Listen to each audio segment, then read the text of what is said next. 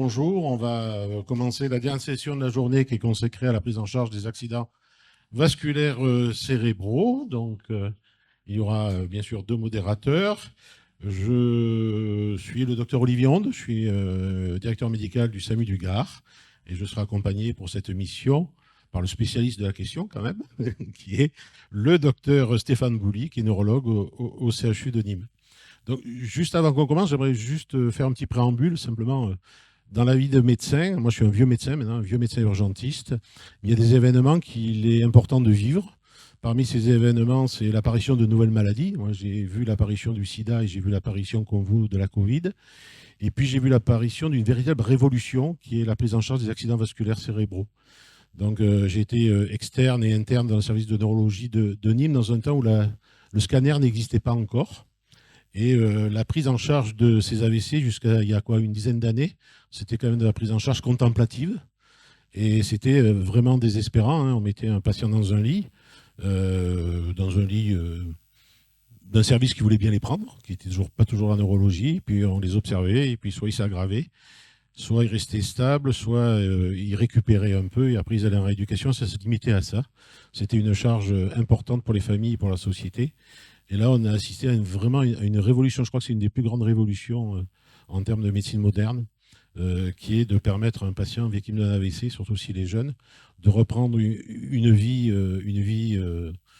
normale, avec une vie professionnelle des fois, et une vie sociétale, et une vie sociale. Je trouve que c'est des choses que j'ai vécues, et j'en reviens toujours pas de voir qu'on a pu faire des progrès aussi importants dans ce domaine. Bon, je vais pas plus loin. Notre premier orateur. Donc, je crois qu'on a un petit problème d'orateur. Donc, on va inverser les sujets. À moins que monsieur, alors, monsieur Bonneville, je crois, s'est fait remplacer par. Ah non, il est là. Donc, Il est là. Donc, voilà. Donc, vous avez des fausses informations. Donc, on va commencer par monsieur Guillaume Bélanger, c'est ça? Qui va nous parler donc des modalités de l'imagerie neurovasculaire et des enjeux thérapeutiques. Et on fera les questions au fur et à mesure des présentations. Merci beaucoup en tout cas pour le remplaçant.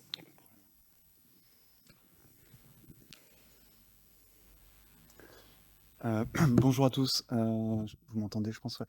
Donc moi, je suis le docteur Bélanger, je suis PH en radiologie à Purpan, et mon activité est quasiment dédiée exclusivement à la neuroradiologie interventionnelle, donc au bloc opératoire. Merci de m'avoir invité. Je trouvais les sujets passionnants depuis ce matin. On a parlé champignons hallucinogènes, vol Rio-Paris, accouchement à domicile. Pour moi, c'est des trucs que j'ai pas trop l'habitude d'entendre en regardant des images quasiment toute la journée. Donc ça change un petit peu et c'est vraiment hyper agréable. Allez, on va commencer. Donc moi, je vous propose deux petites questions. On parle souvent dans les études de nombre de sujets à traiter, donc c'est le NNT, Number Needed to Treat. C'est en gros le nombre de patients qui doivent être traités pour vraiment pour que l'un d'eux vraiment ait un bénéfice de ce traitement. Quand on regarde un petit peu dans les études, on voit que les antibiotiques, par exemple, dans la pneumopathie communautaire, il faut entre 8 et 20 patients pour vraiment qu'il y en ait un qui en bénéficie. Dans l'angioplastie stenting, dans l'infarctus du myocarde, il en faut même un petit peu plus, il faut entre 15 et 20 patients pour qu'il y en ait un qui en bénéficie. À votre avis, la thrombectomie mécanique, donc c'est le fait d'enlever le caillot dans le cerveau d'un patient qui a fait un AVC ischémique, il en faut combien pour en améliorer 1 5 10 20 Ça marche mieux que les antibiotiques, ça marche mieux que l'angioplastie stenting. Il en faut entre 2 et 5. C'est-à-dire que dès qu'on traite un patient, c'est pas comme s'il s'améliorait, mais presque. Donc ça marche mieux que les antibiotiques. C'est un traitement qui marche vraiment très bien, miraculeux. On parlait de révolution dans le domaine de la médecine, c'en est vraiment un. Les AVC ischémiques en France, c'est quelque chose de très fréquent. Il y en a plus de 120 000 par an, il y en a toutes les 4 minutes. À votre avis, combien sont éligibles à un geste de thrombectomie mécanique? Tous? Non. La moitié? Non. Ouais, non, vous êtes super fort, 10 et 15%. Donc ça fait entre 10 12 000 patients par an, quand même, qui pourraient bénéficier de ce traitement, et donc un traitement qui fonctionne vraiment extrêmement bien. Donc il faut arriver à mettre la main dessus. Ça, c'est plutôt votre job. que vous faites déjà super bien d'ailleurs. Un petit cas clinique, un patient de 60 ans qui a une hémiparésie gauche brutale il y a 3 heures. Il a une fibrillation auriculaire. On lui fait un scanner non injecté qui montre pas grand-chose. On voit éventuellement une hyperdensité spontanée sur la sylviane droite. On voit qu'il n'y a pas vraiment de signe déjà d'ischémie constitué. Bon, l'AVC est récent. L'angioscanner montre l'occlusion M1 droite. Bon, c'est un parcours assez classique. Il y a toute la régulation SAMU, filière neurovasculaire, imagerie, bloc de neuro interventionnel qui est activé. C'est quoi le bloc de neuroradio? Je voulais quand même vous en parler un petit peu. Ça se situe alors dans l'Occitanie de l'Ouest, hein, c'est comme ça qu'il faut dire pour ma part, pour parler de Toulouse, quoi, en gros. C'est à Purpan. C'est un bloc d'opératoire, donc on est en stérile, on s'habille avec des casaques et on met un tablier plombé pour pas prendre trop de rayons sur le corps. Généralement, on travaille avec un manipulateur en radiologie et éventuellement un infirmier si on a de la chance. Et donc, on va envoyer des rayons et après se diriger dans le corps. Donc, on va faire une ponction artérielle, généralement fémorale droite. Et après, on peut aller dans les vaisseaux du cou, par exemple, injecter de l'iode et confirmer le diagnostic. Hein, ça, c'est pas ce qui est le plus intéressant. On voit toujours qu'il y a l'occlusion M1 droite. Si le patient avait eu une thrombolyse, éventuellement, elle n'a pas fonctionné. On a toujours la même occlusion au même endroit. Et donc là, qu'est-ce qu'on peut faire? On peut continuer faire le traitement. Donc monter ce qu'on appelle un cathéter d'aspiration. En gros, c'est quoi? C'est une paille, hein. C'est pas si compliqué que ça. C'est de la plomberie qu'on va mettre juste devant l'occlusion pour ensuite aspirer le caillot, le retirer et obtenir du coup une recanalisation et des artères intracrâniennes qui refonctionnent. Donc le cerveau qui est de nouveau perfusé. C'est un geste, à Toulouse on en fait environ 350 par an. C'est un geste assez quotidien. Mais il y a d'autres situations. Ça, je vous ai mis avant ce qui était le plus fréquent, le plus facile, on va dire, mais parfois c'est un peu plus compliqué. Là, on a un patient de 74 ans qui a une hémiplégie droite brutale et une aphasie depuis 6 heures. C'est une IRM en séquence axiale, en diffusion. On voit que tout le cerveau, à gauche, est quasiment tout blanc. Donc là, on fait quoi? Là, c'est un cas en fait pour deux choses. Vous dire que généralement, ce qui est blanc en diffusion, c'est la nécrose. C'est le cerveau, on peut plus le sauver. C'est plus ou moins vrai, mais c'est en gros ça, c'est toute la partie ischémique dans le cerveau. Donc là, c'est un AVC qui est très très étendu. Puis ça me permet aussi de réviser les territoires vasculaires. Là, il n'y a pas que le territoire sylvien gauche qui est occlu. On voit qu'il y a également le territoire cérébral antérieur, sylvien, cérébral postérieur et également l'artère choroïdienne. Ça, c'est dû à une variante anatomique, hein. Tout est possible hein, en neuroradio. Il peut y avoir des variantes, il y en a plein qui existent. Ça reste de la tuyauterie. Donc là, soit il y a 3 caillots dans 3 artères différentes, soit on se dit qu'il y a un caillot au niveau de la terminaison carotidienne et qu'il y a une naissance, une variante de la normale, avec une naissance fétale, ce qu'on appelle, donc une cérébrale postérieure qui naît directement de la carotide. Donc là, on fait quoi? On fait rien. Tout le cerveau est ischémié, et en plus, il y a 2 territoires en plus, voire même un 3e avec la choroïdienne. Donc là, il n'y a plus grand-chose à sauver. Ok, donc 2 cas extrêmes, celui d'avant, celui-ci. On continue. Alors, c'était un peu le sujet de cette présentation. Comment on explore les AVC? C'est toujours la même question. Scanner IRM, les deux ont des avantages et des inconvénients. Pour détecter une occlusion vasculaire, donc une artère qui est bouchée, c'est ce qu'on recherche. On ne va pas aller déboucher une artère qui n'est pas bouchée. Donc c'est vraiment ce qu'on recherche, c'est une artère bouchée. Pour la détecter, l'IRM le scanner fait tout aussi bien que l'IRM. Donc il n'y a pas pour sélectionner des patients sur l'occlusion vasculaire IRM versus scanner, il n'y a aucune différence pour la thrombectomie.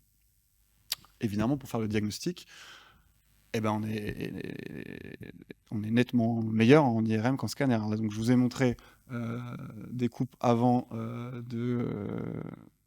de scanner à gauche et d'IRM à droite, et de l'autre côté, un scanner, donc c'est le même patient, on lui fait une IRM, on peut mettre en évidence tous ces petits spots,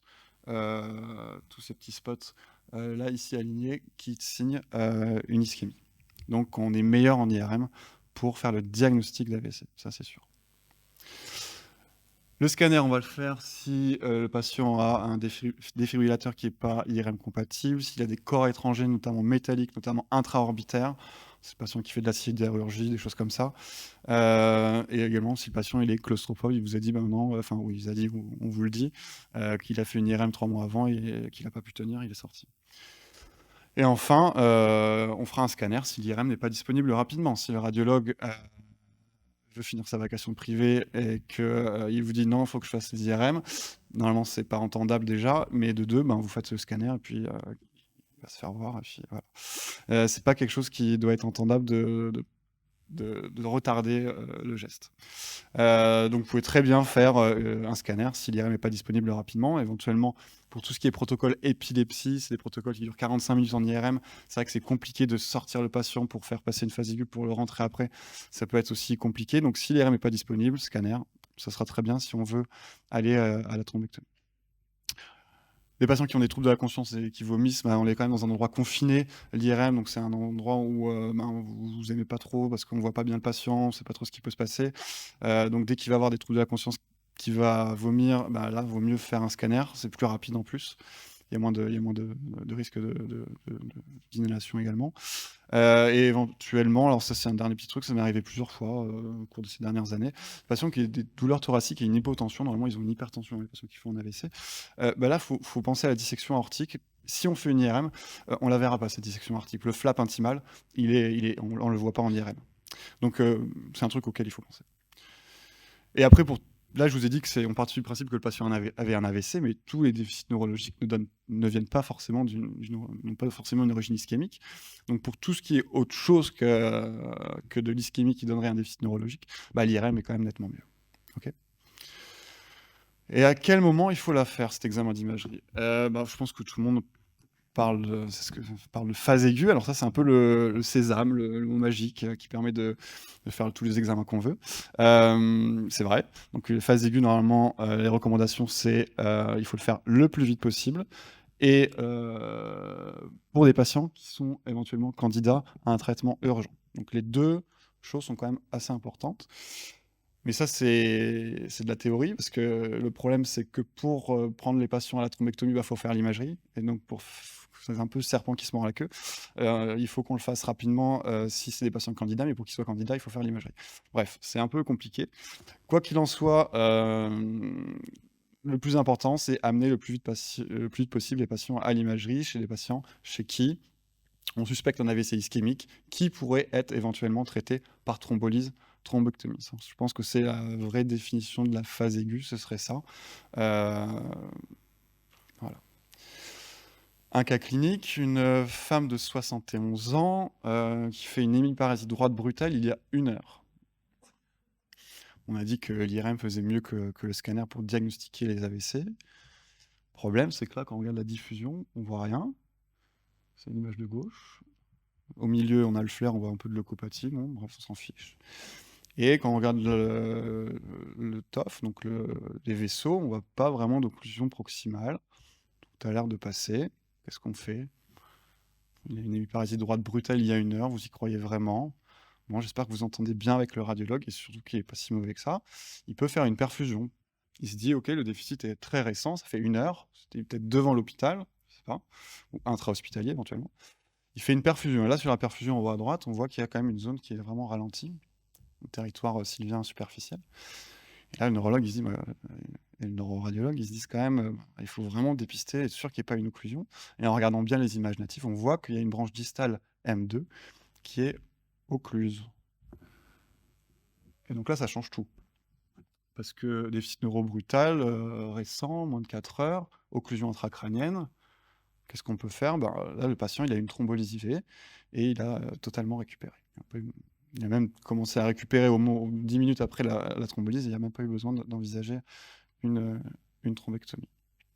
Donc l'occlusion intracrânienne, c'est vraiment le truc qui va tout changer. C'est ça qu'il faut chercher, et c'est ça qui va faire mettre en place des traitements urgents, thrombolyse, thrombectomie.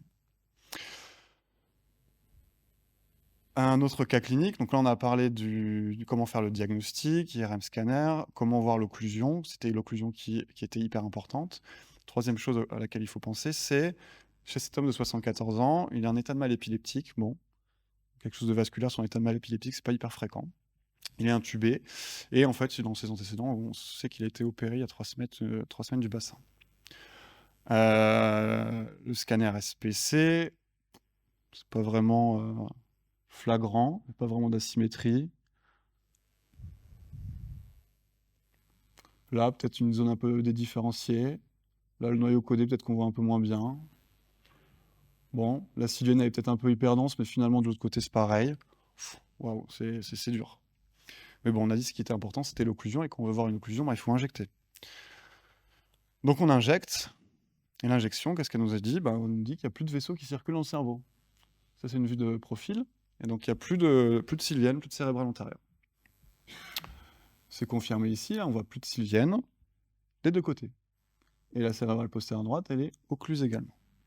Donc là, un réflexe à avoir, AVC dans plusieurs territoires.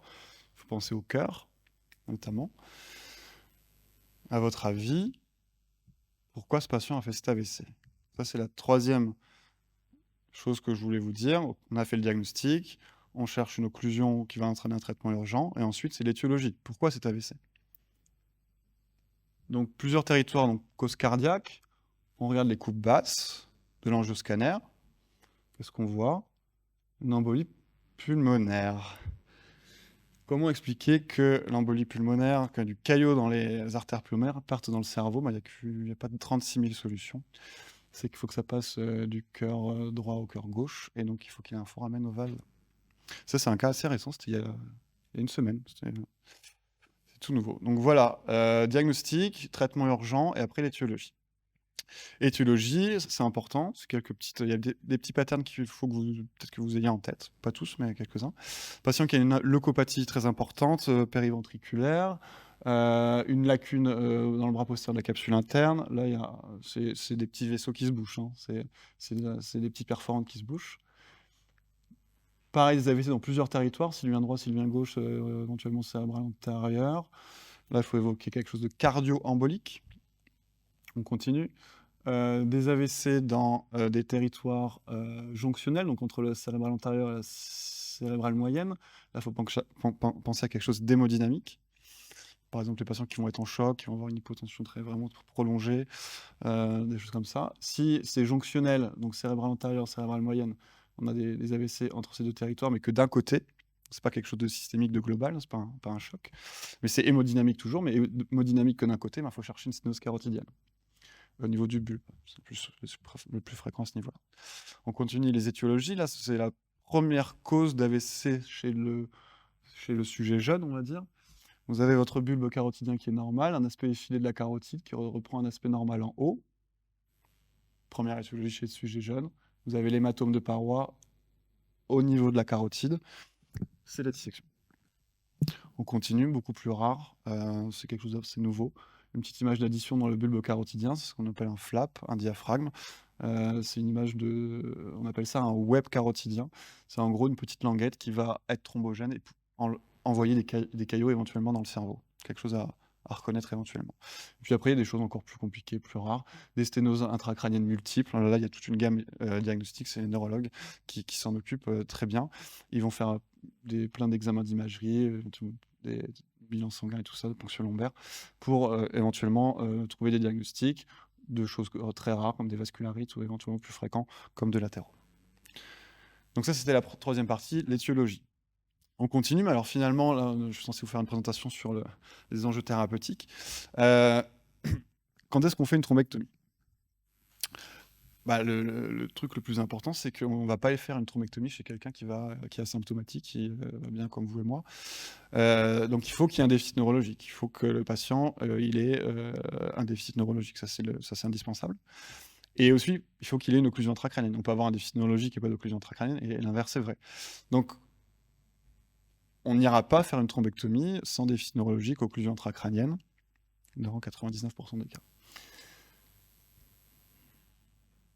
L'indication formelle, c'est il y a des AVC de moins de 6 heures avec un aspect 6, NIH supérieur à 6. Donc l'aspect, c'est le volume d'AVC, c'est le nombre de territoires qui vont être ischémiés. Plus ce score est bas, plus l'étendue de lésion est importante. Le score NIH, c'est l'inverse. Plus le score est élevé, plus le patient est déficitaire. Et en fait, ça, c'est plus vrai du tout. Donc vous pouvez l'oublier. Ça, c'était en 2015, c'était il y a 10 ans. Depuis, tous les 2 ans, je dois changer mes diapos pour les internes et pour les cours. Parce que ça évolue tout le temps. Et c'est pour ça que c'est compliqué. Il faut arriver à se mettre à jour, à savoir quand est-ce qu'on y va, quand est-ce qu'on n'y va pas. Pour vous, ça peut être un peu déstabilisant, j'imagine. Donc, en 2015, il y a l'étude Mr. Clean. Hein, c'est vraiment ce qui a fait basculer la prise en charge des AVC par occlusion intracrânienne. L'étude Mr. Clean, c'était des petits AVC, un gros déficit depuis moins de 6 heures. C'est le 666 dont je vous ai parlé juste avant. Puis, avec le temps, il y a des études, Down et Diffuse 3, qui ont montré qu'on pouvait aller à la thrombectomie et qu'on pouvait avoir une amélioration jusqu'à 24 heures après le début des symptômes. C'était hyper compliqué. Il fallait que les patients viennent, on leur faisait la perfusion, on calculait un mismatch ratio. C'était un peu galère. Les études plus récentes ont montré que finalement, les gros AVC, donc avec un aspect inférieur à 5, finalement, pouvaient bénéficier de la thrombectomie également. Donc là, ça devenait encore un peu plus simple. Et puis récemment, notamment un papier de Montpellier, a montré qu'on pouvait faire des thrombectomies et améliorer les patients sur des gros AVC jusqu'à 24 heures. Donc finalement, la question, c'est pas forcément à qui on fait une thrombectomie, mais si on a un déficit neurologique et une occlusion intracrânienne, finalement, la question, c'est quand est-ce qu'on fait pas de thrombectomie? Et là, c'est plus simple. Et encore, cette diapo sera peut-être changée d'ici 1 ou 2 ans. Sur des patients qui ont un AVC quasiment subtotal, avec un aspect 0 et 1, et qui ont plus de 80 ans, là, il n'y a aucune donnée scientifique sur savoir est-ce que ça les améliore ou pas de faire la thrombectomie. Ça, on ne sait pas. Chez les patients qui ont un déficit neurologique très léger, qui vont avoir par exemple juste une dysarthrie, une paralysie faciale par exemple, là également, on ne sait pas s'il faut le faire ou pas. Il y a une étude en cours qui devrait se terminer dans l'année, enfin 1 ou 2 ans. C'est Montpellier qui s'en occupe, d'ailleurs. C'est l'étude MOST. Donc, pour l'instant, on ne sait pas. NIH inférieur à 5, on ne sait pas. Et ensuite, les patients qui vont avoir une occlusion distale, c'est-à-dire que le caillot va être très, très, très loin dans le cerveau. Ça, par exemple, on ne sait toujours pas si les patients peuvent bénéficier ou pas de la thrombectomie. Il y a une étude en cours. Et pareil, on aura les résultats d'ici quelques mois ou quelques années. Mais le plus important, moi, quand on m'appelle à 3 heures du matin, que je suis dans mon lit, que l'ordinateur est éteint, que je fais confiance au neurologue neurovasculaire, si je lui pose une seule question, il me décrit le patient, il me décrit les images, très bien, c'est l'autonomie. Moi, il n'y a quasiment que ça maintenant, en 2024, qui ferait dire « Ok, on n'y va pas ». On ne va pas aller s'occuper des patients qui sont MRS 3, 4. Ça n'a pas trop de sens. Donc c'est vraiment ça le plus important, c'est est-ce qu'il est autonome à domicile, quelle est son espérance de vie dans les 5-10 prochaines années. Alors parfois, on ne peut pas savoir. C'est compliqué, c'est pour ça que c'est très important d'avoir l'avis de l'entourage et de savoir un peu son mode de vie. Moi, c'est la seule question que je pose la nuit, vraiment, au fond du lit, c'est comment il est au quotidien. Un cas clinique, c'était une patiente de 36 ans qui était avocate, qui fait une aphasie. Ça, c'est embêtant. Brutale, il y a 2 heures. Elle arrive chez les neurologues, on lui fait l'IRM, elle a un tout petit AVC ischémique insulaire gauche, un caillot distal, M2, on va dire M2. Il manque une branche du côté gauche. Donc c'est proximal ou distal, vous n'avez pas forcément besoin de le dire, de le savoir. On doit y aller, ça c'est toute la question. Donc là on a une occlusion, on va dire distale, un petit AVC, est-ce qu'il faut y aller? En fait, dans tout ce qu'on a dit, ce qui est important aussi, c'est l'éloquence du territoire, le terrain. Aphasie chez une avocate, c'est quand même très embêtant. À 36 ans, c'est encore plus embêtant. Avec un échec de thrombolyse, c'est encore plus embêtant. Donc là, l'idée c'était, oui, c'est plutôt l'idée c'est d'y aller, même si c'est distal. Un autre patient, 81 ans, NIHSS 5, pas si déficitaire que ça, sous 2 antiagrégants plaquettaires, donc on ne peut pas lui faire la thrombolyse. L'ischémie à peu près au même endroit, on va dire, très, très minime. L'occlusion qui est encore un peu plus distale, au fond de l'insula, donc M2 distal. L'occlusion qu'on voit ici en coronale, si on coupe l'insula en coronale, ça c'est plutôt M2 proximal, M2 distal. Une fois de plus, je pense pas que vous ayez besoin de savoir, mais c'est pour vous dire que c'est une occlusion distale. Est-ce que là, ça vaut le coup d'y aller ou pas? Bon, on ne sait pas, pour l'instant on ne sait pas. On y va. On y va et ça se passe pas super bien. Ce que vous voyez de blanc ici, là, c'est du sang. Donc ça veut dire il y a une rupture vasculaire, une perforation vasculaire pendant la procédure de thrombectomie. Donc là, et l'idée c'est quoi? C'est que plus on va en distalité, plus les artères sont fragiles, plus il y a de courbure, plus on prend de risques. Et donc généralement, on n'aime pas trop aller si loin. Donc là, c'était plutôt non, en fait. On continue un autre cas clinique. Alors ça, c'est peut-être le plus, je sais pas si c'est le plus important, mais en tout cas, les urgentistes, moi, je les ai jamais trop au téléphone. C'est un peu dommage. Euh, je pense qu'il faudrait qu'on vous adresse les courriers aussi de ce qu'on fait. Enfin, je pense que ça pourrait être bien. Généralement, la filière neurovasculaire met rapidement le grappin sur les patients. Parfois, c'est bien parce que ça permet de prendre en charge les patients rapidement, puis ça enlève les intermédiaires pour aller encore plus vite. Mais dans ce cas de figure-là, c'est quasiment les seules fois où j'ai un urgentiste qui me dit tiens, le patient, il a 74 ans, il a un trouble de la conscience brutale il y a 2 heures, il est autonome à domicile. Et en fait, donc, il vient pas du tout pour un AVC. Dès qu'il vient pour une suspicion d'AVC, j'ai l'impression que hop, ça part filière neuro. Là, trouble de la conscience. Donc, c'est vous qui gérez ça. Et donc là, vous lui faites un scanner. Il y a juste un petit trouble de la conscience. Alors après, moi, je suis pas clinicien, neurologue, donc peut-être qu'il avait d'autres signes, d'irritation pyramidale, troubles oculomoteurs, des choses comme ça. Mais là, il faut tiquer là-dessus. Je pense que vous l'aviez peut-être vu. Le tronc basilaire, il est beaucoup trop blanc. Donc c'est le signe de la thrombelle artère qu'on a vu tout à l'heure dans les artères sylviennes. Là, on la voit dans le tronc basilaire. Et donc le plus souvent, c'est vous les urgentistes qui gérez ça. Dès qu'il y a la suspicion d'AVC, c'est plutôt les neuros. Là, trouble de la conscience, on ne sait pas trop ce qu'il a. Il y a ça. Là, normalement, l'interne de neuroradio est censé tiquer et injecter. C'est ce qui a été fait. Donc c'est une vue coronale du scanner. Après injection, on voit que le tronc basilaire, paf, il s'arrête, il est suspendu. Normalement, on ne peut pas vivre très longtemps sans tronc basilaire perméable. Et donc là, ce qui a été fait, c'est une thrombectomie qui a permis une recanalisation et d'aller retirer le caillot. Donc ça, c'est un truc que vous devez avoir en tête. De ces patients-là, qui viennent pas forcément pour un AVC, mais qui ont des petits troubles de la conscience et qui vont avoir l'occlusion du tronc basilaire. Pas hésiter à les injecter. Je termine. Donc la thrombectomie, on la fera s'il y a une occlusion intracrânienne. C'est le truc à retenir. Peu importe la modalité, on s'en fiche, scanner IRM, il faut voir le plus vite possible l'occlusion intracrânienne si on veut faire une thrombectomie. Peu importe l'angioscanner, angio-IRM. Le concept de phase aiguë, je vous en ai parlé tout à l'heure. Alors pour vous, urgentiste, urgence absolue, j'imagine que ça veut rien dire parce que vous avez des patients, si on fait rien, ils meurent dans la minute. Faut bien comprendre que si on fait rien sur des patients qui ont un AVC sylvien gauche non plus, ils vont mourir, mais pas dans la minute, mais dans les jours qui arrivent, ils vont faire l'AVC sylvien malin. L'hypertension intracrânienne, ça va être terminé. Et pareil pour les patients qui ont une occlusion du tronc basilaire. Donc ça reste quand même une urgence absolue, surtout qu'on a des traitements qui marchent quand même vachement bien. Et c'est pour cette raison qu'il y a toute l'organisation de la filière neurovasculaire qui existe. Je trouve qu'elle marche plutôt bien, moi.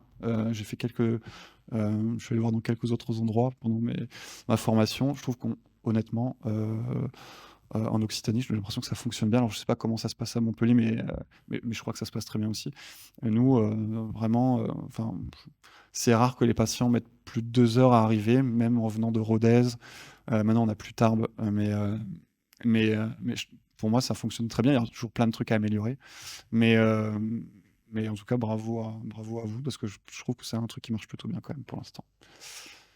Voilà, j'ai terminé. Merci.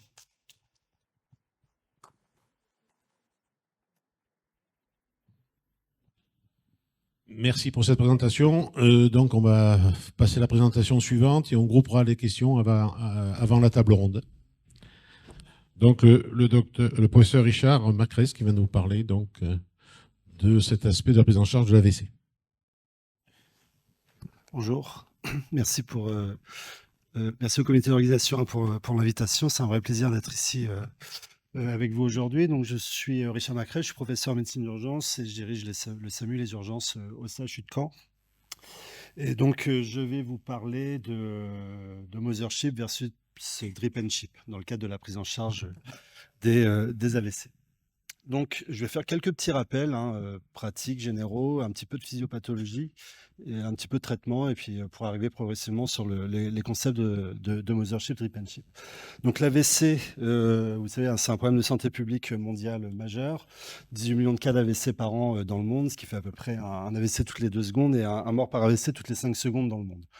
Donc c'est un problème de santé publique, une urgence absolue. Les conséquences vont être dramatiques, puisque 25% des patients vont mourir dans le mois qui suit l'AVC, 50% d'entre eux vont survivre avec des handicaps plus ou moins importants, qui va de j'ai du mal à mettre ma chaussette à je suis dans un lit institutionnalisé. Donc là, je vais essentiellement vous parler, moi, des AVC, des infarctus cérébraux, donc un petit rappel de physiopathologique. C'est comme notre collègue vient de nous le dire, là, c'est un problème globalement de plomberie. Il y a une occlusion d'une artère cérébrale ou à destinée cérébrale qui va venir interrompre le flux. La conséquence, c'est une chute du débit sanguin cérébral en aval de l'occlusion, ce qui va déclencher tout un tas de phénomènes au niveau cellulaire et moléculaire, de mort dite excitotoxique dans les premières secondes, premières minutes qui suivent l'apparition des premiers symptômes. Et la conséquence, ça va être l'apparition d'une zone où les neurones sont morts, d'une zone de nécrose en aval de cette occlusion. Et si on ne fait rien, cette zone de nécrose ici en rouge ne va faire que de s'agrandir. Autour, c'est ce qu'on appelle la pénombre, qui est un tissu viable mais en souffrance. Et en fait, toutes les stratégies de recanalisation qui sont faites par nos collègues neurologues ou neuroradiologues, ça va être globalement d'essayer de sauver ce tissu qui est encore viable et d'éviter d'arriver à ces situations-là. Donc, pour prendre en charge de manière rapide, vous connaissez, il y a les filières et nous avons des recommandations qui commencent à être anciennes, de l'HAS en 2009. Et la première chose qui nous est demandée, nous, en médecine d'urgence, et puis de manière générale en tant que médecin, tout d'abord, c'est de s'organiser et d'éduquer la population à reconnaître ce qu'est un AVC et quoi faire quand on est face à un AVC. Parce que vous avez beau mettre en place toutes les filières du monde pour aller le plus vite possible et déboucher le plus rapidement possible le patient, si le patient ou ses proches ne savent pas reconnaître les symptômes de l'AVC, ça va servir à rien. Donc il y a des campagnes de pub qui disent c'est un déficit neurologique brutal, qui rapporte à la population de faire le 15. Ensuite, dans les recommandations d'organisation, vous savez, il faut nous constituer en filière une équipe qui comprend les secouristes qui vont aller chercher les patients à leur domicile, l'urgentiste au SAMU ou alors en intra-hospitalier, selon les organisations internes, les neurologues, les neuroradiologues, avec un chef d'orchestre, comme vous le savez, à la phase très initiale. C'est le médecin régulateur du SAMU qui va devoir reconnaître l'AVC, poser l'hypothèse, envoyer un vecteur au chevet du patient pour qu'il soit transporté le plus rapidement possible en théorie, vers l'UNV la plus proche de son domicile. Donc, vous le savez, c'est une urgence diagnostique et thérapeutique. Alors, pourquoi l'idée, c'est d'aller le plus vite possible vers l'UNV? Eh bien, ça, c'est des premiers papiers qui datent, justement, comme vous l'avez dit tout à l'heure, du début des années 2000, où il n'y avait globalement pas encore grand-chose pour traiter ces patients et qui se retrouvaient dans des services de gériatrie, de médecine polyvalente, et puis qu'on les regardait, etc. Eh bien, il y a une méta-analyse à la fin des années 90 qui a montré que le simple fait que le patient mette un pied dans une unité spécialisée où il y a des neuroradiologues, des neurologues neurovasculaires, des kinés, des orthophonistes, des ergothérapeutes, etc., des gens hyper spécialisés qui ne font que ça toute la journée. Eh bien, juste le fait d'être admis dans ces unités spécialisées, ça permettait de réduire de 17% la mortalité à 1 an, le handicap de 31% et l'institutionnalisation de 25%. Juste le fait d'être pris en charge. Ensuite, il y a eu tout un tas de révolutions thérapeutiques avec tout d'abord un traitement médicamenteux via l'actilyse, l'activateur tissulaire du plasminogène qui, une fois injecté en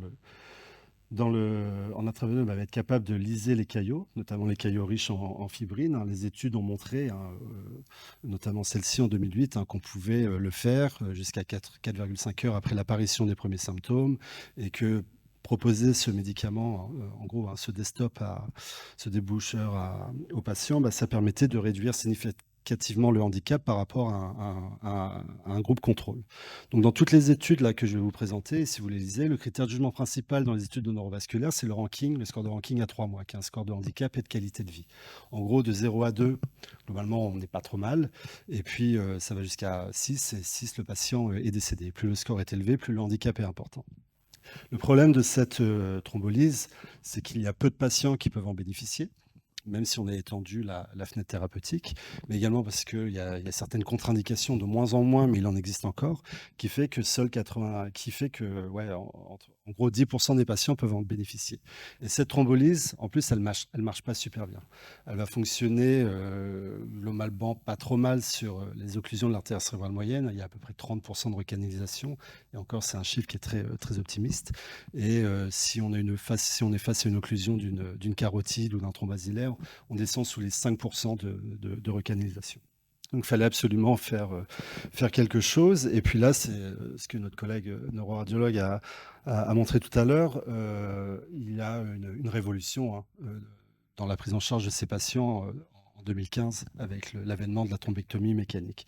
Avant 2015, il y avait eu pas mal d'essais cliniques de réaliser. Ils ont tous été un échec. Et puis en 2015, globalement, quasiment le même mois, il y a une petite coquille, c'est un malheureux copier-coller, c'était pas 6h30, mais inférieur à 6h, hein, comme notre collègue nous l'a dit. Il y a tout un tas d'essais cliniques qui ont été publiés quasiment en même temps, des essais randomisés, contrôlés, qui montraient un bénéfice de la réalisation d'une thrombectomie mécanique si elle était réalisée dans les 6 heures, avec un meilleur devenir neurologique pour les patients qui bénéficiaient de cette nouvelle thérapeutique. Globalement, les changements qu'il y a eu entre 2013 et 2015, c'est de la technologie, hein, avec des devices, des outils pour aller déboucher, des petits aspirateurs qui étaient plus adaptés au cerveau. Et ce qui est intéressant, c'est que globalement, on obtient, c'est ce que montrent les méta-analyses. Je ne sais pas pourquoi mes diapos passent tout seuls, mais les méta-analyses ont montré dès 2015 qu'on obtenait globalement une recanalisation quasiment dans 80% des cas, versus dans le meilleur des cas, 30% pour la thrombolyse. Et encore une fois, ça, c'est un chiffre qui est très optimiste. Ensuite, se sont posé la question, est-ce que la thrombectomie seule peut suffire? Vous allez voir que tout ça, c'est un impact pour où est-ce qu'on adresse le patient, ou est-ce qu'il faut forcément l'associer à la thrombolyse? Ça, c'est 2020-2022, il y a eu pas mal d'études à ce sujet, avec l'idée derrière qui était peut-être qu'on peut directement aller à la thrombectomie en bypassant la thrombolyse. Donc, l'idée, c'était peut-être que c'était la fin de la thrombolyse intraveineuse. On va voir que ce n'est pas tout à fait le cas. Le premier essai qui a été publié, c'est par une équipe en plein Covid, dans le New England, par une équipe chinoise, qui a fait un essai de non-infériorité qui a montré que la thrombectomie mécanique seule faisait comme la thrombectomie associée à la thrombolyse. Pas de différence significative entre les patients. Le handicap est le même à 3 mois, il n'y a pas plus de mortalité, il n'y a pas plus de transformation hémorragique. Donc ça allait plutôt dans le bon sens pour aller juste sur la thrombectomie mécanique. Et ensuite, tout un tas d'études qui ont été publiées sur ce sujet, des études de non-infériorité qui globalement retrouvaient exactement les mêmes résultats. Donc on partait plutôt sur, oui, on peut aller peut-être faire de la thrombectomie si le patient est éligible, selon les critères d'éligibilité que nous a rappelé notre collègue. Donc à cette époque-là, c'était occlusion gros vaisseau de la circulation antérieure, cérébrale moyenne, carotide notamment. Et puis, ça suggérait qu'on pouvait on pouvait aller à la thrombectomie seule. Et puis, c'était quand ça? En 2023, il y a un papier qui a rebattu un petit peu les cartes, qui a été publié dans le JAMA et qui a montré, sur un échantillon relativement important de patients, qui a refait une étude thrombolyse plus thrombectomie versus thrombectomie seule. Donc, ils ont montré que les patients qui bénéficiaient d'une thrombolyse associée à une thrombectomie avaient un meilleur devenir neurologique, et ce de manière significative, que les patients qui avaient une thrombectomie seule. Et puis, une chose intéressante, c'est qu'il n'y avait pas de différence sur le risque de transformation hémorragique symptomatique, mais que les patients qui avaient bénéficié d'une association de ces deux traitements mouraient moins, globalement. Donc, il y a peut-être encore quelque chose à faire globalement avec la thrombolyse. Et les hypothèses, c'était que la thrombolyse pouvait notamment aider pouvait avoir un effet sur la microcirculation. Pour aller chercher les tout petits caillots, les tout petits vaisseaux que nos systèmes actuels, notre collègue nous l'a dit, au-delà de M2, c'est compliqué, plus loin, c'est encore plus compliqué. Peut-être que la thrombolyse peut aller aider sur ces microcirculations. Quoi qu'il arrive, tout ça, ça a bouleversé l'idée également qu'il faut avoir en tête. C'est pas parce qu'on a le temps On nous a dit tout à l'heure qu'on pouvait aller jusqu'à 24 heures, mais c'est pas parce qu'on a le temps qu'il faut prendre notre temps quand on est en régulation ou qu'on est face à un patient qui présente des signes d'AVC. Il faut aller le plus vite possible. Les premières méta-analyses ont également montré ça, hein.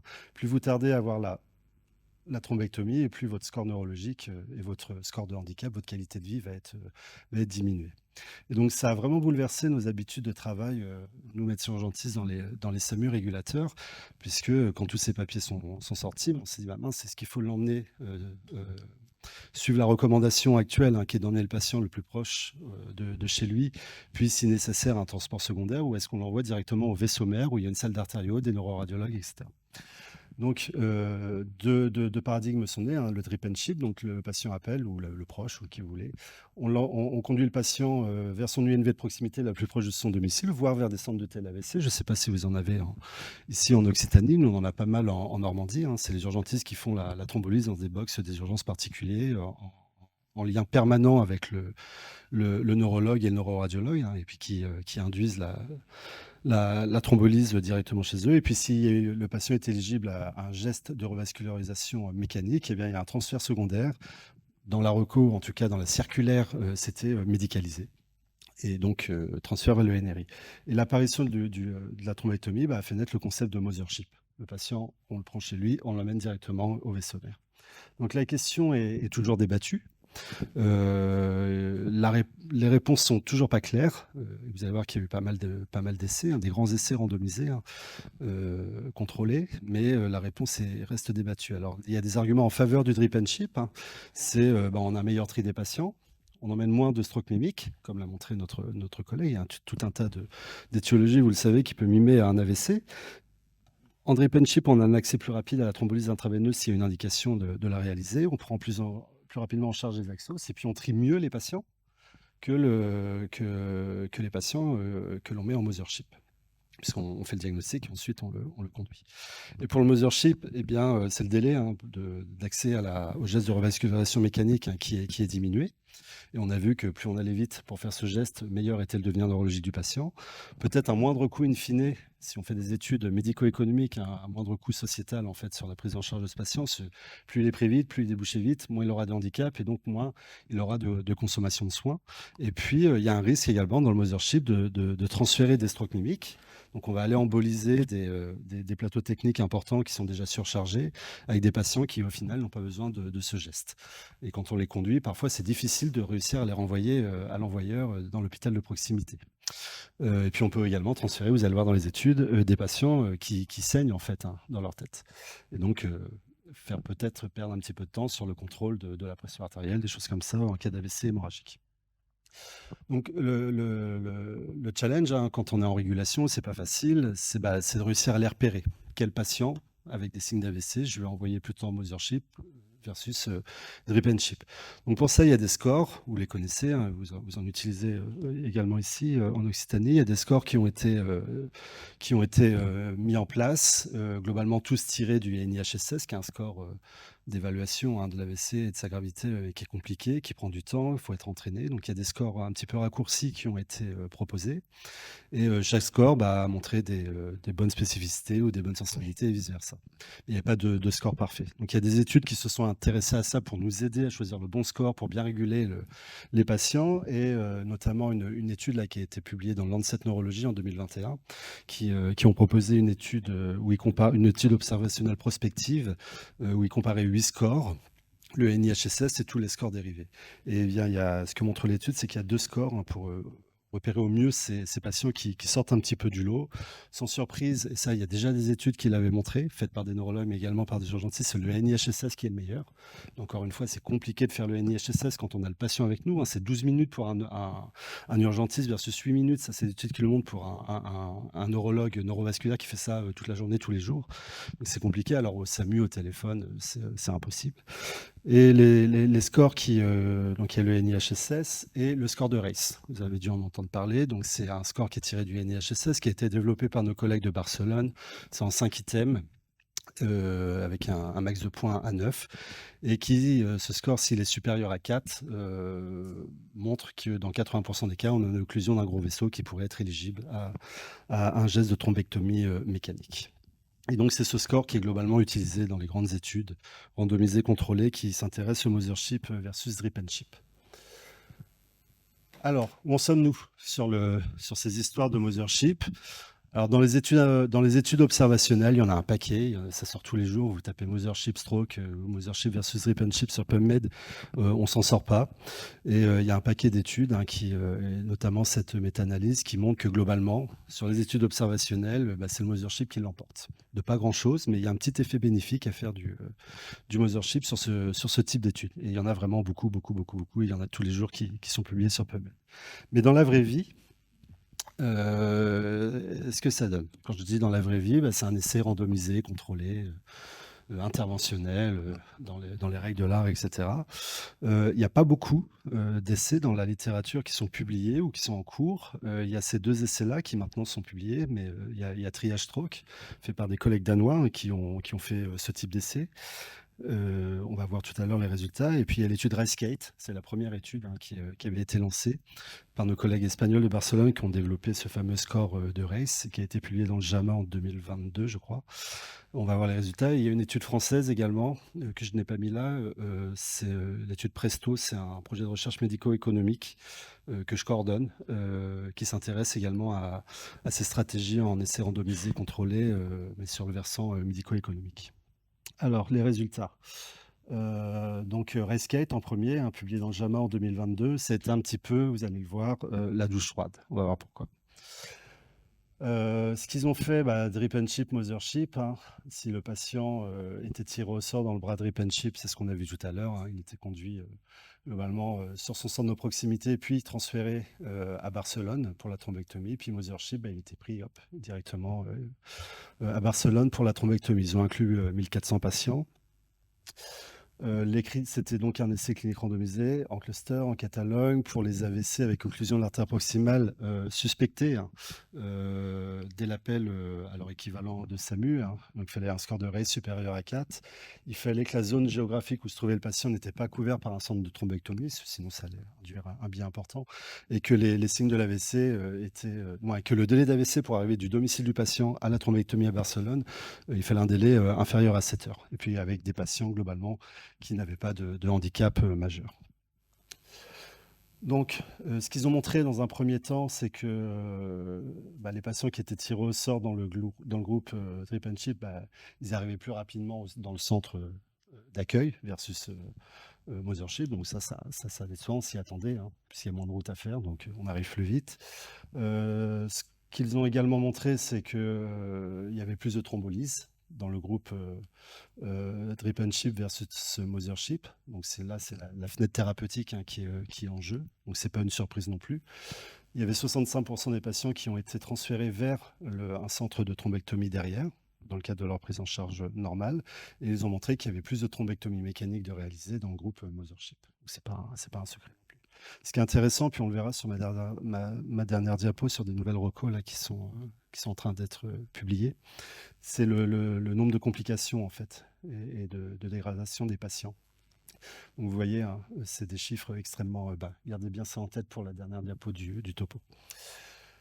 Et là, c'était la douche froide parce que pas de différence significative entre les deux groupes. Mothership fait pas mieux que Drip and Ship. La différence, encore une fois, sur le score neurologique, le handicap à 3 mois chez ces patients était identique.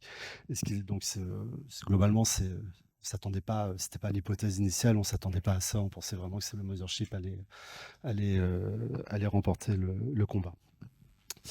Et puis ils ont regardé également un des critères de jugement secondaire, c'était la mortalité à 3 mois des patients avec un AVC qui a été transporté avec un AVC hémorragique, diagnostiqué à l'arrivée du patient. Il n'y avait pas de différence significative en termes de mortalité à 3 mois pour ces patients.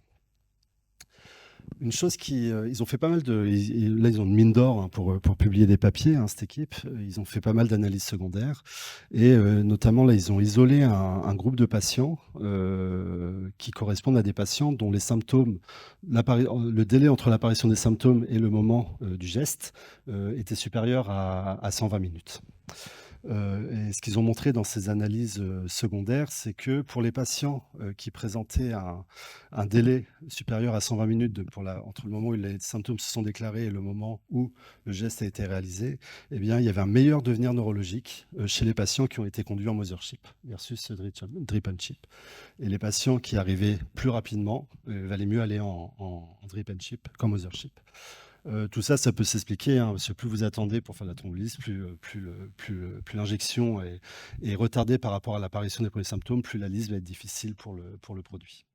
Donc c'est assez intéressant. Donc il ne faut pas tout jeter à la poubelle en fait probablement pour le Mothership. Ils ont également republié là en 2023 une autre étude secondaire où ils regardaient non pas la mortalité mais le handicap à 3 mois des patients pour qui au final c'était un diagnostic d'hémorragie cérébrale et qui ont été transportés en Mothership. Et ce que l'on voit, ce qu'ont montré ces résultats, c'est que alors ils meurent pas plus, les patients qui initialement avaient un AVC hémorragique transportés en Mothership, ils meurent pas plus, mais leur qualité de vie est beaucoup moins bonne. Ils ont un score de ranking significativement moins bon que les patients qui ont été posés d'abord dans l'hôpital de proximité. Donc il y a vraiment quelque chose à faire hein, pour vraiment mieux trier les patients dès l'appel au SAMU. Donc il faudra probablement encore améliorer les scores de prédiction d'occlusion ou alors essayer de trouver des choses pour essayer en préhospitalier de développer, je ne sais pas, des biomarqueurs ou des nouveaux scores qui pourraient permettre de distinguer sur des faisceaux d'arguments, hein, des scores composites avec la pression artérielle ou je ne sais pas quoi, de distinguer l'AVC hémorragique de l'AVC ischémique. Vous voyez, c'est pas simple à répondre. Hein. Ce sujet Mothership, Drip and Chip n'est pas évident. Les interprétations, hein, c'est qu'il n'y a pas de supériorité, qu'il y a seulement un peu plus de 50% des patients inclus qui étaient à plus d'1 heure d'un centre de thrombectomie. Le problème, c'est que, tant mieux pour eux, mais en Catalogne, ils ont une filière de transport en fait qui est extrêmement efficace. Ils arrivent très vite à l'hôpital. Ce qu'ils ont montré également, c'est que les patients distants d'un centre de TM ont un plus mauvais pronostic et que les patients dont les signes, hein, ce que je vous ai dit là tout à l'heure, le délai d'apparition entre les signes et le geste était supérieur à 120 minutes, il y a peut-être quelque chose à faire pour eux. Donc c'est négatif, mais c'est négatif. Bon, c'est pas négatif, c'est pas positif, mais dans leurs organisations à eux. On ne peut pas transposer ces résultats dans nos organisations en France, au Royaume-Uni ou je ne sais quoi. Et ça se trouve, on ne peut même pas transposer les résultats d'une région à l'autre. Si je fais ça, moi, en Normandie, je ne vais pas avoir les mêmes résultats que vous en Occitanie où la filière a l'air extrêmement efficace. Donc, il faudrait globalement faire des études région par région. Et c'est un peu ce que le PRME que je coordonne, un Presto-F, essaie de montrer. Alors, je n'aurai pas la réponse pour l'Occitanie parce que sur les 13 régions françaises, il y en a 3 qui ne participent pas, dont l'Occitanie. Donc, je n'aurai pas cette réponse à vous donner dans et pourquoi ? Parce que globalement, vous marchiez déjà beaucoup quasiment en Mothership. Moi, quand on a questionné les collègues neurologues, etc., ils nous ont dit que c'était beaucoup de Mothership, en fait. Et qu'a donné l'étude danoise également, un randomisé, contrôlé, Mothership, Drip and Chip, tiré au sort. Eh bien, ils n'ont pas montré de différence non plus sur le devenir neurologique des patients entre les deux groupes. Alors, il y a un petit problème avec cette étude, c'est qu'initialement, il devait y avoir... Alors, bon, vous voyez, c'est pas comme Barcelone, hein. Des centres de thrombectomie, il n'y en a pas partout au Danemark. Alors, je ne connais pas du tout le Danemark, mais je pense que c'est un peu compliqué d'aller là ou d'aller là ou d'aller là. Je pense qu'ils utilisent, je ne connais rien, mais je pense beaucoup les moyens héliportés, j'imagine. Mais voilà, on n'est pas du tout dans les mêmes organisations. Et le problème, eux, dans cette étude, qui n'a pas montré non plus d'efficacité supérieure du Mothership, c'est qu'initialement, il y avait 6 centres qui devaient participer. Au final, il y en a 4 qui se sont retirés pour des questions de budget, de ressources humaines, etc. Donc, il n'y a que 2 centres qui ont inclus et ils ont dû interrompre. Les inclusions ont duré beaucoup trop longtemps. Ils ont dû interrompre l'étude après seulement une centaine de patients. 120 patients. Donc la puissance de cette étude et de ces résultats n'est pas suffisante pour pouvoir faire une conclusion en général. Et d'ailleurs, je pense que c'est pour ça qu'ils l'ont publié, entre guillemets, que dans Stroke, qui est déjà un bon journal, et pas dans le JAMA ou dans le New England. Donc on ne peut pas dire grand-chose globalement de cette étude. Je n'ai plus que 3 diapos. La diapo suivante, c'est un petit clin d'œil à nos collègues neuroradiologues interventionnels. Je ne sais pas si vous aviez vu ce papier. qui a été publié là en fin 2023 et globalement qui dit qu'une des bonnes solutions, ce serait pas de transporter le patient, mais de transporter le neuroradiologue interventionnel. D'aller le chercher chez lui, dans votre lit, et puis de vous transporter là où est le patient pour faire le geste. Alors, c'est une étude observationnelle qui était multicentrique entre l'Allemagne, le Japon, les États-Unis et puis je ne sais plus quel. Il y avait deux autres pays. Ce qu'ils ont fait, c'est qu'ils ont regardé, ils ont regardé le temps d'accès à la ponction, entre la réalisation de l'image et la ponction. Les patients qui étaient en Mothership, eh bien, ils arrivent très rapidement à la ponction par notre collègue neuroradiologue. Ceux qui étaient en drip and ship arrivent beaucoup moins rapidement.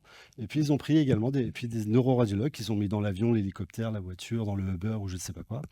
Et ben, vous voyez que c'est un entre-deux. Donc, c'est une solution. Alors, ça marche peut-être. Il y a une grosse campagne de pub là-dessus quand l'article est sorti. Ça marche peut-être chez eux parce qu'ils ont peut-être des salles d'artériographie un petit peu partout. Nous, globalement, il n'y a pas ça. Bah, vous, je ne sais pas en Occitanie, mais moi, en Normandie, il y a juste une salle en Basse-Normandie, il y a une salle d'artériographie à Caen, c'est tout. Et en Normandie, il y en a que deux, l'autre à l'Herbe. Donc, on ne pourrait pas prendre notre collègue et puis le mettre dans le taxi pour aller faire ça. Mais bon, c'est des pistes qui sont étudiées dans certaines organisations sur certains territoires où il est plus simple, où ils sont très riches en neuroradiologues, en salle d'artériographie, etc. Des pistes intéressantes. Vous voyez, la solution, elle va probablement venir de chaque territoire plutôt que quelque chose d'imposé par une recommandation qui va changer tous les 2 ans et qui ne s'adapte pas forcément au territoire. Une dernière diapo, et ça va vous intéresser tous et toutes. Il y a puis ça va un petit peu c'est dans le domaine.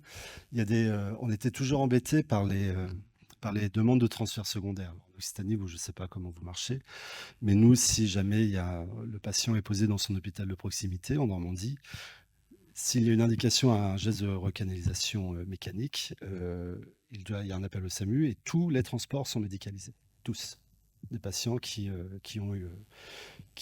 sont dans un service où ils ont été thrombolysés ou pas d'ailleurs, pour l'emmener en thrombectomie, tous sont médicalisés. C'est catastrophique parce qu'il y a des patients qui malheureusement n'arrivent jamais à la thrombectomie parce que c'est trop tard, il n'y a plus rien à sauver, il n'y a plus de paiement. Voilà. Et puis,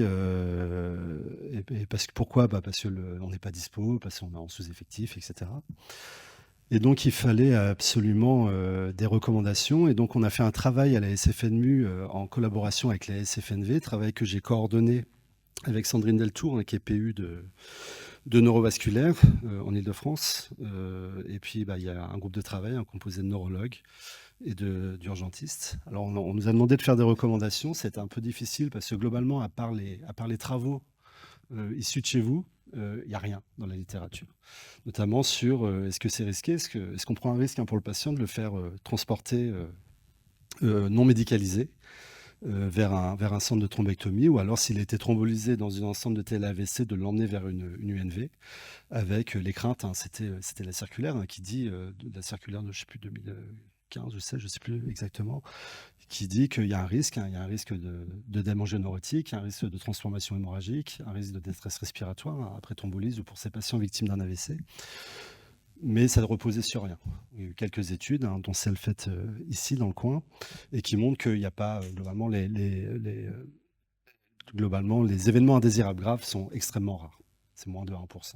Et on l'a vu, c'est pour ça tout à l'heure je vous ai dit, retenez bien, je ne sais pas si je peux remonter en arrière, mais on l'a vu et ça a été confirmé dans Rescate. Dans le groupe, là, 0,3% globalement, un peu plus, là, en gros, entre 0 et 4% dans le groupe Drip and Ship, et intubation, 1% dans le groupe Mothership. Donc c'est rare. L'étude les Toulousains ont montré que les chiffres étaient un petit peu moins importants. Donc nous, on a émis ces recommandations. Elles sont présentées officiellement aujourd'hui à la SFNV qui a lieu à Saint-Malo. Je devais présenter, mais j'ai préféré le soleil de Gruisan que la galette saucisse de Saint-Malo. Mais elle est présentée aujourd'hui, elle va être publiée là. Ça a été validé par nos sociétés savantes. Et globalement, on a fait un algorithme, pour savoir qui on médicalise, qui on ne médicalise pas, à qui on propose un transport interhospitalier infirmier. Et encore une fois, ça ne repose sur pas grand-chose en termes de preuves scientifiques, hein. Ce sont des recommandations professionnelles avec des avis d'experts. Ce qu'on dit, hein, globalement, c'est la grande majorité des patients seront mis dans une ambulance sans infirmière, sans docteur. Si jamais il y a une thrombolyse en route, une infirmière ou un infirmier un T2IH peut être déclenché. Et puis et un SMUR pour transférer ces patients. Si il y a une occlusion du tronc basilaire, s'il y a un score NIHSS extrêmement important, s'il y a un trouble de la conscience, on n'a pas réussi à s'entendre sur un seuil, on a vu ça. S'il y a une détresse respi, des vomissements, etc., etc. Et là, il faut proposer un SMUR qui soit terrestre ou héliporté, selon vos organisations, mais le moyen le plus rapide. Voilà.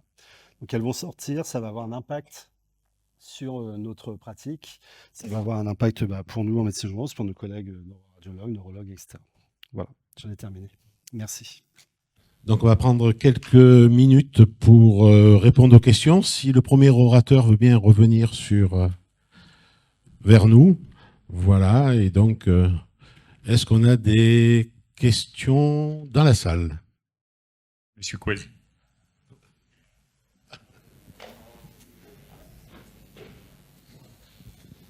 Oui, j'ai une petite question pour nos deux orateurs. Merci pour vos topos. Quid de ce qu'on peut voir qui a été validé aux USA, qui a été validé en Allemagne, des camions de thrombolyse? Je sais qu'il y a une étude qui est en cours sur Paris. Qu'est-ce que vous en pensez? Parce que j'imagine que, mis à part les données de ces études, il n'y a pas grand-chose. Voilà. Est-ce que c'est une solution potentielle ou pas du tout? C'est marrant, ouais. Il y avait eu un pour ou contre un congrès de médecine d'urgence l'an dernier à Monaco là-dessus, que j'avais fait avec un neuroradiologue. On n'était pas d'accord, évidemment. Mais ouais, il y a des études. Les premières études, c'est des études berlinoises, hein, en 2008, où il y avait le stroke ambulance. Donc, le stroke ambulance, c'est un scanner dans le camion. Donc, ça coûte très cher. Ça demande pas mal de mains. Il faut un manip radio, est-ce qu'il faut mettre un radiologue dans le camion? Est-ce qu'il faut mettre un neurologue? Vous allez en faire, hein, du camion, sûrement un jour. Je veux bien l'hélico, mais pas le camion. Pas du camion, une ambulance, pardon. Faut pas dire un camion. C'est pas des camions, ce sont des ambulances. Mais voilà. Et puis il y a des études. Alors ils avaient montré que il n'y avait pas vraiment d'intérêt sur le devenir neurologique. Et puis il y a des nouvelles études qui ont été faites en Australie et aux États-Unis, et qui là montré qu'il y avait un intérêt, hein, parce que globalement l'idée, le camion il va au patient, on fait l'image, et puis s'il y a une indication à faire une thrombolyse, on thrombolyse. Forcément, il a un accès à la thrombolyse très rapidement. Mais ça marche que dans les milieux, dans les grandes villes en fait. Et si vous êtes dans une zone très rurale, hein, le temps que l'ambulance parte du grand CHU et qu'elle aille à côté, le patient sera déjà arrivé, soit par les ambulanciers privés, soit avec les pompiers. Mais après, ce sont que des études sur le devenir neurologique, évidemment, du patient. Il faut également évaluer l'intérêt médico-économique. Et là, il y a une étude française, hein, qui s'appelle Asphalt, qui est conduite en Île-de-France. C'est le premier camion en France, hein. C'est un PRME, un projet de recherche médico-économique, étude conduite par Guillaume Turc, qui est PU Neurologie, et puis Benoît Vivien, au SAMU. Pour la médecine urgence. Donc on attend les résultats. Mais globalement, moi, mon ressenti, c'est que c'est bien pour les grandes villes. Si c'était isolé dans la campagne, le patient il arrive plus vite. À toi. Ah, je suis complètement d'accord. Sachant que le pronostic est plus favorable quand on fait son AVC dans une grande ville. Il vaut mieux le faire à Toulouse qu'au fin fond de l'Ariège. Donc rajouter une ambulance pour gagner quelques minutes, je ne pense pas qu'il y ait de grand intérêt. Après, il y a une importance sur la géographie. On s'était posé la question dans la région, quand on voit la circulation à Toulouse, mais même pas forcément sûr que ça soit plus rapide. Oui, j'espère qu'ils auront un gyrophare qui vont en griller souvent quand même. Ah, puis c'est plus d'1 million quand même. Ça coûte extrêmement cher. Et 1 million, c'est une équipe SMUR. Donc, il faut faire des choix, et on sait combien les choix sont difficiles en ce moment avec les difficultés budgétaires. Richard, une question. Comment tu interprètes le résultat de l'étude sur les AVC hémorragiques qui vont contre le Mothership? Comment tu interprètes le fait que ces malades soient plus graves? De base, le patient est plus grave, dans une grande majorité des cas sur l'hémorragie intraparenchymateuse. Et là, je pense que c'est le contrôle de la pression artérielle.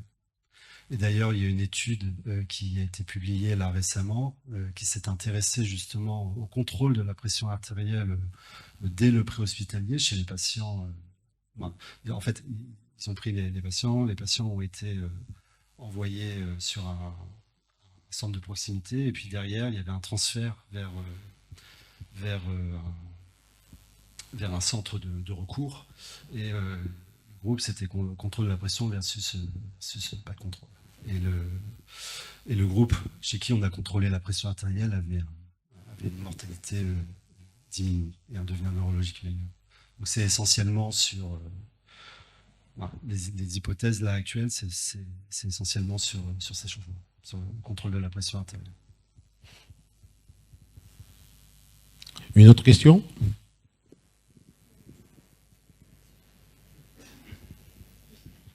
Et c'est plutôt pour les neuros ou tout le monde. Est-ce qu'on reste à phase aiguë, moins de 6 heures, on embête tout le monde? Ou est-ce que, vu que la thrombectomie, elle est valable jusqu'à 24 heures, au bout de 10 heures, on peut appeler le neurologue, le radiologue et dire c'est phase aiguë? Normalement, jusqu'à 24 heures, on peut faire un geste de thrombectomie. Donc, le terme de délai, maintenant, on s'en fiche un petit peu. Tout AVC de moins de 24 heures. Si les symptômes cliniques peuvent faire évoquer une occlusion intracrânienne, doit faire réaliser une imagerie. Si cette imagerie montre une occlusion intracrânienne, potentiellement, dans une grande majorité des cas, il y aura une thrombectomie derrière. Donc, c'est sûr que plus on attend, plus le pronostic est défavorable. Il faut toujours avoir ça en tête. Mais moins de 24 heures, maintenant, c'est tout AVC de moins de 24 heures peut bénéficier d'une thrombectomie. Donc, tout doit être fait tout doit être mis en place pour que les examens d'imagerie se fassent le plus rapidement possible. Ah non, 6 heures, c'était en 2015. Alors clairement, après, on peut pas. Je veux dire, aucun service. Enfin, il va falloir qu'on apprenne tous à trier. On communique pas beaucoup là-dessus. Effectivement, nous on le sait. N'hésitez pas à nous appeler. Mais actuellement, je pense qu'aucun service d'urgence ou d'unité neurovasculaire ou même de SAMU est capable de transporter et de bilanter, parce qu'on est surtout sur l'IRM, globalement, puisqu'on est entre 6 heures et 24 heures, tous les AVC qui ont entre 6 heures et 24 heures. Mais il faut le garder en mémoire, effectivement. Je pense que d'un point de vue pragmatique, même vous à Toulouse, je ne pense pas qu'on puisse passer tous les AVC de moins de 24 heures qui arrivent aux urgences en IRM, ou en tout cas dans la filière neurovasculaire. Ça me paraît compliqué. En IRM, ouais, c'est compliqué. Après, il y a le scanner qui marche très bien. Moi, je suis un grand fan du scan.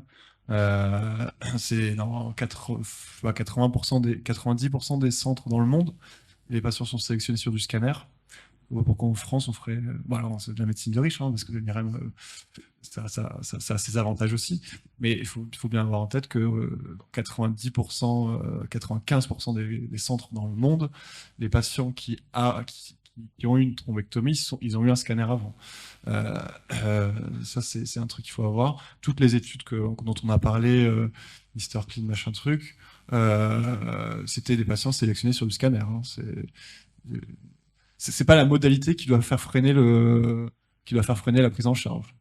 On s'en fiche que ce soit un scanner ou un IRM. Pour faire la thrombectomie, en tout cas. Vraiment ça, vrai. C'est pas parce que l'IRM n'est pas disponible que du coup, et ça fait plus de 6 heures, on se dit, non, on va pas le faire. Non, c'est scanner injecté, il y a une occlusion, il n'y a pas d'occlusion, et puis on avance. Et si j'ai bien compris ton topo, c'est aussi le niveau d'autonomie du patient aussi. Si tu as un patient à l'IOA qui est, si j'ai bien compris ce que tu as dit, qui arrive malheureusement d'un EHPAD qui est GIR1, GIR2. S'il fait pas du vélo, c'est pas la peine. Il y a peut-être ça, après ça à mettre en... Oui, c'était pas clair. C'est vraiment la seule question que je pose à 3 heures du matin, c'est comment était le patient avant son AVC. Alors, la toute dernière question. Non, c'est juste pour une précision, c'est dans les propositions régionales qu'on avait écrites sur la permanence des neurologues. Mais justement, on avait précisé que pour les patients déficitaires même jusqu'à 24 heures avec un MRS inférieur à 3, il fallait les faire entrer dans la filière comme les AVC de moins de 6 heures. Et c'est ce que vous dites là, quoi. Donc, qu'on avait déjà authentifié il y a 2-3 ans quand on avait écrit cette proposition. Une toute dernière là. Alors, j'aurai le privilège de faire la dernière question. Est-ce que finalement, il ne faudrait pas avoir un scanner dans tous les services d'urgence?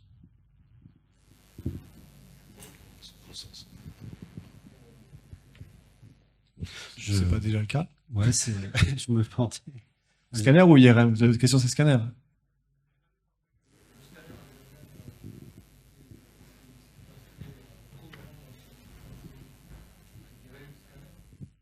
Mais il y a des services. Enfin, alors moi, je suis peut-être un biais, mais il y a des services d'urgence qui n'ont pas d'imagerie, qui n'ont pas de scanner à moins d'un quart d'heure.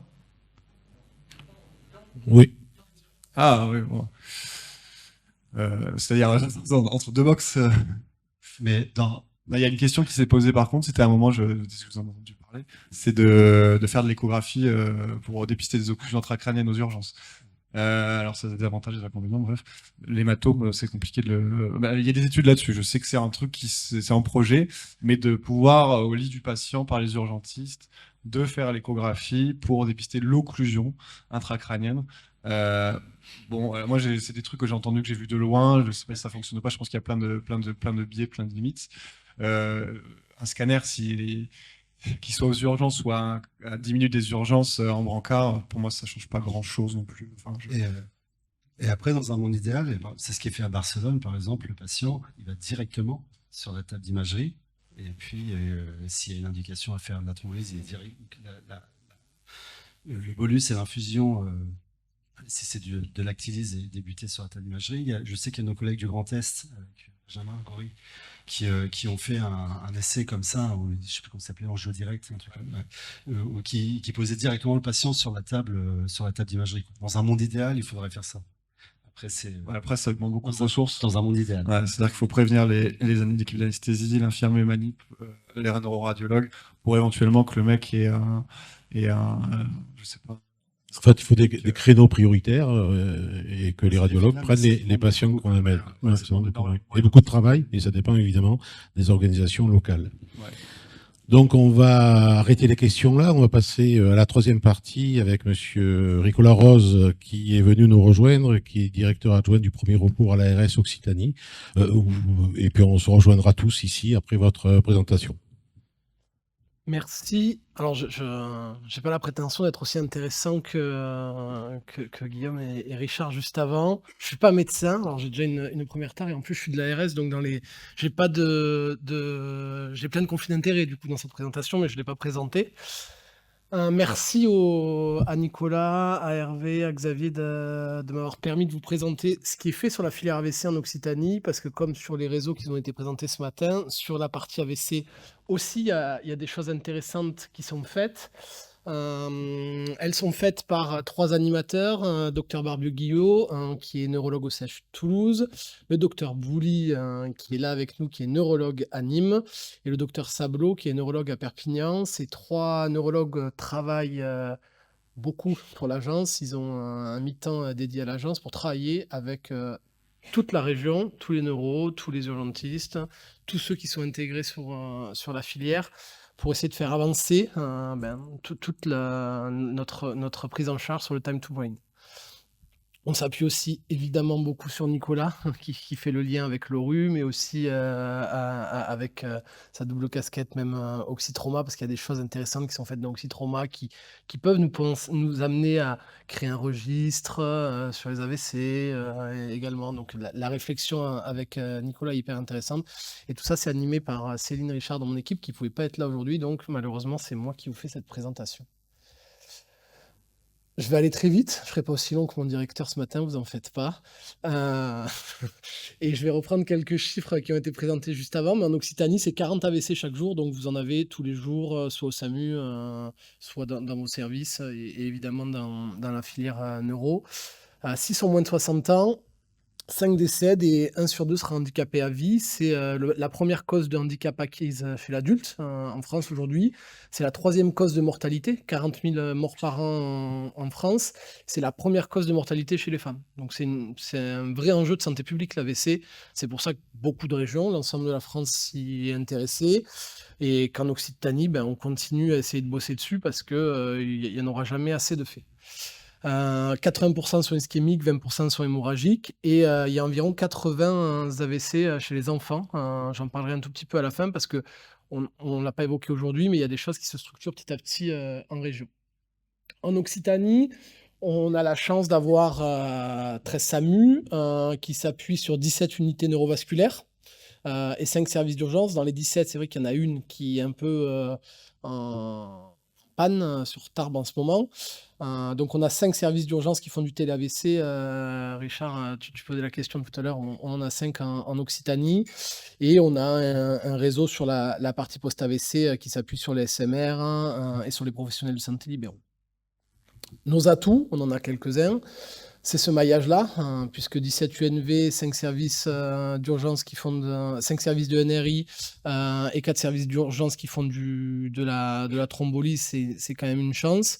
On a pas mal de liens avec les autres régions, entre Tarbes et Pau. En ce moment, faut avouer que ça nous sauve un peu la mise parce qu'il y a plus de services d'unité neurovasculaire sur Tarbes. Il y a même eu plus de neuro et l'équipe de Toulouse là, recrée un service de neuro sur Tarbes. Le travail entre Puigcerdá et Perpignan, entre le Val d'Aran et Toulouse, ou encore entre la Lozère et Clermont-Ferrand, parce que tous les signaux sont envoyés plutôt vers Clermont-Ferrand quand ça arrive en Lozère. Et on a des outils, les outils ne sont pas géniaux. On m'a parlé de Perpignan tout à l'heure, on a des outils pas top aux urgences. Les outils, c'est pas la révolution, mais quand même, ça nous permet d'avancer, de faire des choses qu'on ne faisait pas avant, avec Téléo et le télé-AVC pour pouvoir travailler sur la téléconsultation, la téléthrombolyse et notamment la téléexpertise entre les UNV de territoire et les UNV de recours. Par contre, on a des problèmes, un défi, on peut l'appeler comme on veut, c'est la démographie médicale, puisque alors on parlait de 200 ETP en moins sur les urgentistes. Sur les neurologues, ça paraît pas beaucoup, les 18,5 à côté, mais les 18,5, vous voyez les conséquences que ça va avoir. Les panneaux attention en jaune, c'est les UNV qui sont en état très très très critique. Et les panneaux, il n'y en a qu'un seul, c'est Rodez en blanc et rouge, c'est ceux qui sont en situation très difficile. Sachant que sur Tarbes, l'UNV est même déjà dans une étape supérieure, puisque je vous le dis, elle est fermée. Donc ça, c'est le plus gros des défis. On a un maillage super. Mais comme sur la médecine d'urgence, on a beaucoup de services d'urgence, on a un super maillage, mais donc on a besoin de ressources pour faire tourner ce maillage. Le travail, et j'en arrêterai juste là, pour vous donner en perspective ce qu'on fait sur la filière neuro, et en tout cas sur tout ce qui est fait par nos animateurs. Il y a eu un travail sur la partie domicile pour pouvoir reconnaître les chiffres de l'AVC. Il y a une campagne de communication sur les signes de l'AVC qui a lieu en ce moment, qui a été lancée à l'occasion des Journées mondiales de l'AVC le 29 octobre dernier, qui va être récurrente pendant tout le mois de novembre et qui va repartir en 2025. Il y a un vrai enjeu communiqué autour de l'AVC, où on a eu des échanges avec des représentants des usagers. Et alors, je ne sais pas s'ils ont été méconnus ou s'il y a eu une perte de connaissances, mais ça s'est un petit peu banalisé ces derniers temps, donc il y avait un gros enjeu à recommuniquer là-dessus. Il y a eu un travail aussi sur l'accès à l'IRM 24/24. Alors j'ai bien noté ce qu'a dit Guillaume sur le scanner. Dès que l'IRM n'est pas dispo, on peut faire du scanner, mais il y a un travail fait par l'équipe sur l'accès à l'IRM et sur toute la partie protocoles régionaux. Il y a une publication aujourd'hui sur la partie des transports. C'est vrai que nous, la filière, c'est en Occitanie, on avait avancé là-dessus, créé notre propre protocole. On n'avait pas attendu, en attendant les recos des sociétés savantes, on a eu la chance de pouvoir structurer ça, qui marche depuis quelques mois. On a le panorama sur le RU qui se produit chaque année, le registre des suivis des transferts, des journées. Ce qui est intéressant aussi, c'est qu'on a développé un site internet sur la filière AVC. Ça a été présenté par Nicolas, la même structure que périnat.urgence. Là, vous avez avc.urgence.fr, je crois, .occitanie.fr. Vous avez un cahier des charges sur les UNV, le protocole des avis de neuro. Il y a aussi toute la formation des paramètres. Et dans la formation des paramètres, on a parlé du score NIH tout à l'heure. Ça vient d'être filmé et c'est présenté en ce moment par Denis Sablot à l'SFNV.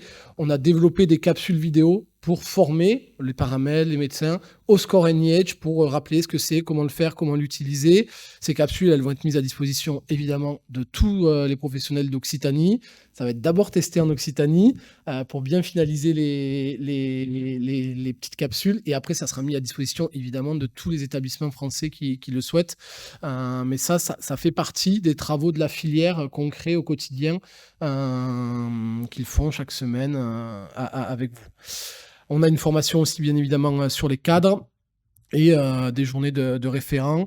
Enfin, il y a un travail là sur l'éval des consultes post-AVC pluriprofessionnelles. On était un peu moins présents ces derniers mois, ces dernières années.